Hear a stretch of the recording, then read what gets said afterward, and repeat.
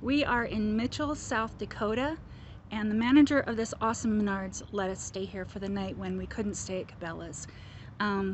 We really appreciate it, and we're gonna go in and go do some shopping because we do need some stuff. But here's our 60 feet of awesomeness.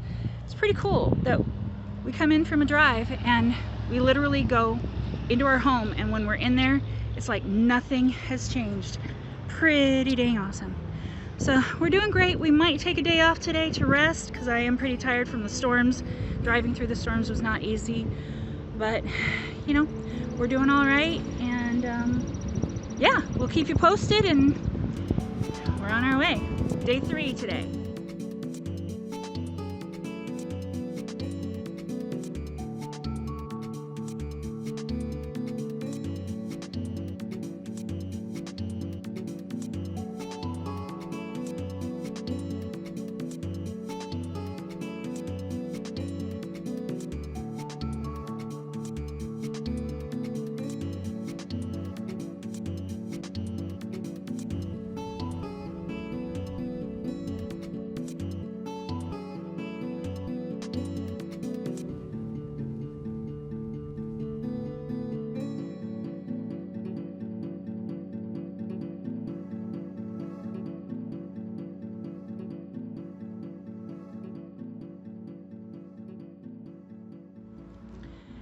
Hey everyone, we are in Mitchell, South Dakota. We are beginning day 3 of our trip, and we're way behind schedule. We actually planned on leaving on Saturday morning from Columbus, and we didn't end up leaving until Tuesday around just before noon. But we had a lot of trouble. So here's what went on. We left the park that we had been staying at for the last 10 months in Lancaster, Ohio. We left there on Friday at about 5 o'clock. And we had been trying to get out of there by about 11, but we couldn't because we had one thing after another. So with an RV that had been sitting there for 10 months, we had things like things were rusting a little bit and sticking. We had to loosen up stuff. Our tires were complete, and they ended up having to be replaced. So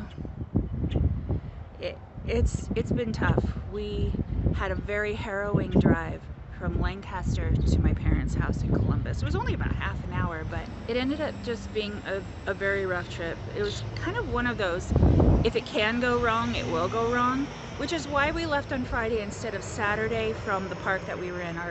Our spot lease was up on Saturday at 1 o'clock. So we had a lot of trouble fitting everything into the RV, and then when we had to readjust the hitch because it was way too low. And when we pulled into our parking spot at the RV park 10 months ago, we were banked downwards. So we were definitely doing a V.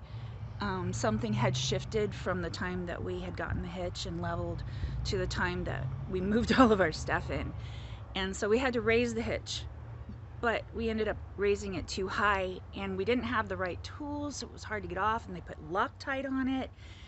And it was just a really rough day trying to get out of there. And when we finally did, it was a very unstable drive to Columbus because we had our tires, the sidewalls were squishy, and so we had Trailer King tires on that were original with the RV, and they were like little balloons, you know, squishy balloons. So we got ourselves to my parents' house in Columbus. On Saturday morning, we decided we were not leaving that day. There was just too much that was wrong. So we unhooked the RV and we took the truck to a cat weigh station, and we weighed ourselves. And the truck was great, but when we went back and got the RV on the shifty tires and we took it in, we were 2,000 pounds overweight for the RV. And the hitch weight was about 1,650 pounds, which ended up taking the truck to about 500 pounds overweight for its cargo. So what we did was we unloaded 2,000 pounds of food and furniture and all the stuff that we normally take that we're very prepared. We try to be very prepared. Unfortunately, we were over prepared, so we ended up having way too much stuff. So we unloaded 2,000 pounds of gear into my mom and dad's sunroom, and then we went and weighed again. We were 120 pounds overweight for the tires, but we were well within weight for the truck. So let me take you around and show you a few things. One of the first things we did when we got the RV was we got solar, and the second thing we did was we got a new independent suspension. And we knew that we were going to Alaska and we were going to have a lot of trouble with bumps and potholes, and we knew it was going to be a long drive, and a lot of RVs lose their leaf springs, and we just didn't want to deal with that. We didn't want to deal with plates breaking and stuff. So we got two 7,000-pound independent suspensions on the RV from More Ride while we were up in Elkhart, Indiana. And so each one of these carries 7,000 pounds, which means that the axles on our RV can carry 14,000 pounds. So we had, on the RV, we had some Trailer King tires. They were 225, 75, 15. And they were at the highest rating that, for load rating. It was a 117 load rating. And that's the highest that there was, even with the Goodyear Endurance. So we decided to go a step up. And with the independent suspension, the spacing and everything, we knew we had space to go ahead and put on some 235, 80, 16s.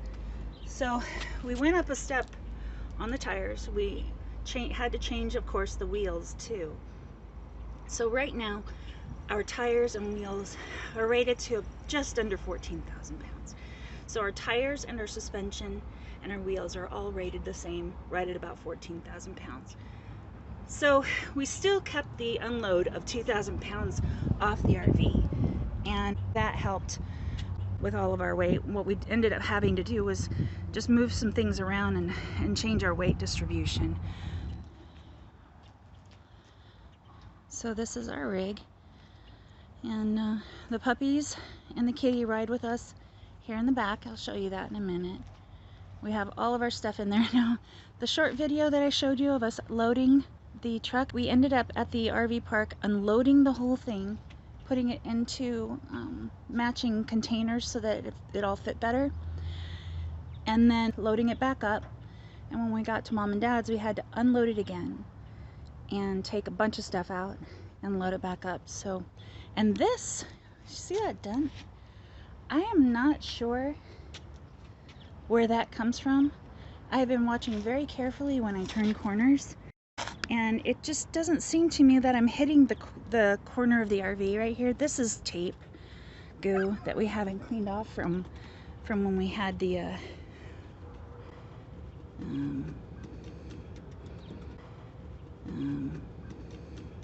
when we had the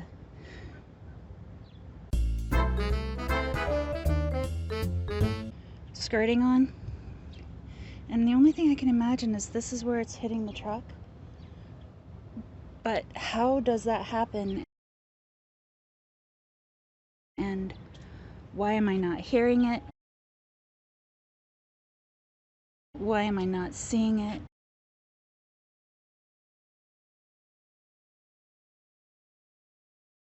I don't understand, but it's actually, this was here before and it was smaller than this, and now we have a little nick right here. So I don't know. We'll get that fixed, but I'm not really sure. Oh look, Beans is in her spot. Right, so I don't know if you saw on my face. Here, I'll turn it around. You can see it's there for. But we when we stopped and we were working on our trailer hitch and we were leveling, I opened the door to put the leveler inside, and it goes underneath where she sits. And she decided that she hated the truck and she wanted to come out and sit on me. And she was brand new to the truck. It was only like the first day, or no, second day she'd ever been in there like that. And she decided to crawl onto my shoulder to get onto Mommy, but she ended up using her back claws on my face. Fortunately, I had my sunglasses on, but but she got one really, really good right here. She had claws here, here, here, on my nose and on my lip. It was unpleasant. But she's adapting to the truck quite well and doing really well. So this is the pet's rig. So that is Kitty's litter box, and it's just a hefty container. This is really cool because she uses this as a scratching post, and she also likes to lay on these seat cushions. So she'll lay here, and then she likes to go and hole up in here, and clearly she likes to spend some time down here. This is very, very clearly the cat's domain right now. But that's her trash can for emptying her litter box. That's my camera gear, the dog's leashes.